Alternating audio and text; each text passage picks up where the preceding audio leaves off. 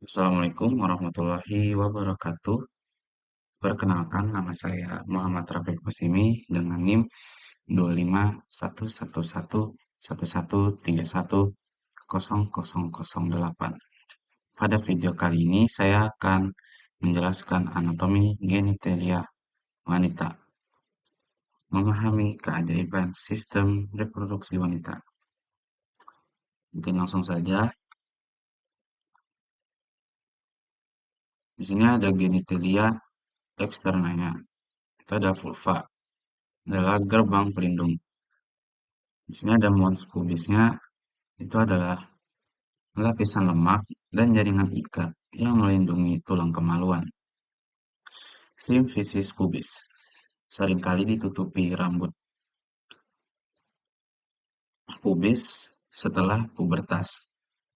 Lalu ada labia mayora, itu adalah dua lipatan kulit besar dan tebal mengandung lemak serta kelenjar keringat dan minyak yang membungkus dan melindungi struktur genital internal. Dan di sini juga ada labia minoranya, itu dua lipatan kulit halus, tipis, tanpa rambut, terletak di antara labia majoranya, kaya akan pembuluh darah dan ujung syaraf, memberikan sensitivitas tinggi. Lalu ada klitoris.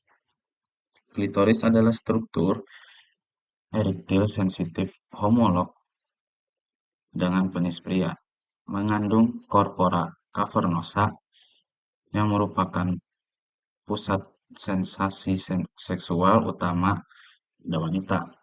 Lalu di sini ada vestibulum, area berbentuk lonjong antara labia minora dan itu tempat bermuara uretra, saluran kencingnya. Dan vagina dilengkapi kelenjar Bartholin dan skene untuk palumasan. Genitalia internal itu adalah jantung reproduksinya. Lanjut, di sini ada vagina dan cervix, itu saluran vitalnya. Vagina memiliki kanal muskuler elastis dengan panjang sekitar 7 sampai 10 cm, berfungsi sebagai jalur keluarnya darah menstruasi, tempat kopulasi, dan saluran lahir bayi. Dinding vagina itu dilapisi oleh epitel squamosa non-keritanisasi yang kaya glikogen. Flora normal wanita mengubah glikogen ini menjadi asam laktat untuk menjaga pH wanita tetap asam, untuk melindungi dari infeksi, dan asam itu antara 3,5 sampai 4,5. Lalu di bawah sini ada cervix, itu adalah bagian bawah uterus yang menonjol di dalam vagina. Terdiri dari pars vaginalis, terlihat dari vagina ini, dan supravaginal di atas vaginanya. Cervix juga menghasilkan mukus cervix yang viskositasnya bervariasi sesuai fase siklus menstruasi, berperan dalam seleksi sperma. Nah, ini juga berperan untuk seleksi sperma. Lanjut, uterus. Uterus atau pusat kehidupan atau rahim itu adalah organ berongga berotot yang berbentuk seperti buah pir terbalik dengan panjang sekitar 7 sampai 8 cm. Ini adalah tempat implantasi embrio dan perkembangan janin. Pertama itu ada fundus, bagian paling atas nih di sini. Lalu ada korpus, bagian utama uterus melebar, tempat janin tumbuh. Nah, dari sini sampai sini, ini adalah uterus. Dan uterus itu bisa, karena di sini sempit, ntar kalau semisal bayi nih udah terbentuk, dia bakal melebar. Terus ada ismus, ada sempit antara korpus dan cervix, dan serviks bagian bawah yang silindris membuka ke vagina. Uterus sendiri terdiri dari tiga lapisan penting seperti endometrium, lapisan terdalamnya, lalu ada myometrium, lapisan otot polos tebal yang bertanggung jawab untuk kontraksi persalinan dan menstruasi. Lalu di sini ada perimetrium, lapisan terluar berupa serosa tipis yang merupakan bagian dari peritoneum. Lanjut, di sini ada tuba falopi dan ovarium, tempat awal kehidupan. Tuba falopi atau oviduct itu adalah saluran muskuler sepanjang 10-12 cm yang menghubungkan ovarium ke uterus. Nah, ini terdiri dari fimbriae, struktur seperti jari-jari ujung infundibulum yang menangkap ovum. Lalu ada infundibulum, ujung berbentuk corong dekat ovarium. Lalu di sini ada ampula, bagian terluas dan terpanjang tempat fertilisasi paling sering terjadi.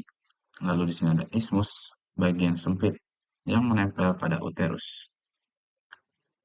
Lalu di sini ada ovarium, dua organ yang berbentuk almond terletak di fossa ovarica pada dinding panggung lateral. Fungsinya tempat pematangan folikel dan produksi hormon seks wanita. Lalu perkembangan folikel di sini ada urutannya. Dari folikel berkembang dari primordial, lanjut ke primer, lanjut ke sekunder, tersier, gravian hingga akhirnya terjadi ovulasi. Lanjut, sistem pendukung ligamen. Sistem pendukung ligamen penyangga. Ligamen adalah jaringan ikat yang memberikan dukungan struktural untuk menjaga organ reproduksi wanita tetap pada posisinya di dalam panggul. Nah, di sini ada ligamentum latum uteri, itu adalah lipatan peritoneum ganda yang menutupi uterus, tuba falopi, dan ovarium untuk memberikan dukungan utamanya. Lalu di sini ligamentum ovariproperium menghubungkan ovarium ke uterus di bawah tuba falopi. Lalu ada ligamentum suspensiorum ovari, itu mengandung pembuluh darah ovarium, arteri, dan vena ovarica, serta saraf yang menghubungkan ovarium ke dinding panggul lateral. Lalu ligamentum rotundum berjalan dari uterus melalui kanalis inguinalis dan berakhir di labia mayora untuk menjaga posisi uterus tetap anteversi. Ini seperti ini gambarnya uterus itu ya guys. Lalu ada suplai darah dalam kehidupan. Sistem reproduksi wanita itu menerima suplai darah yang kaya untuk mendukung fungsi kompleksnya. Ada arteri uterina, cabang utama dari arteri iliaca interna, berjalan di samping uterus dan memberikan suplai darah ke uterus serta bagian atas vagina. Lalu ada hubungan ureter, arteri uterina memiliki hubungan anatomis yang sangat penting dengan ureter, yang krusial dalam prosedur bedah panggul untuk menghindari cedera ureter. Lalu arteri ovarica, cabang langsung dari aorta abdominalis, memasok darah ke ovarium dan sebagian tuba falopi. Lanjut, nah di sini ada aspek klinis relevansi medis, itu untuk pemahaman anatomi yang sangat penting untuk diagnosis dan penanganan berbagai kondisi klinis yang berkaitan dengan sistem reproduksi wanita. Yang pertama ada endometriosis, yaitu kondisi di mana jaringan yang mirip dengan endometrium tumbuh di luar uterus. Ini menyebabkan nyeri dan masalah kesuburan. Lalu ada kista ovarium, kantong yang berisi cairan yang berbentuk terbentuk di dalam atau di permukaan ovarium. Umumnya jinak, tetapi bisa menyebabkan nyeri. Lalu ada prolaps uteri, itu adalah melemahnya otot dan ligamen panggul yang menyebabkan uterus turun ke dalam atau keluar dari vagina. Lalu ada kehamilan ektopik, yaitu kehamilan di luar uterus. Ini paling sering terjadi di ampula tuba falopi dan juga merupakan kondisi darurat medis jika sudah terjadi kehamilan ektopik. Nah, mungkin segini aja dari saya. Terima kasih. Semoga presentasi ini dapat menambah pemahaman tentang anatomi genitalia wanita yang kompleks dan vital. Sekian dari saya. Mohon maaf jika ada salah kata. Selamat malam. Assalamualaikum warahmatullahi wabarakatuh.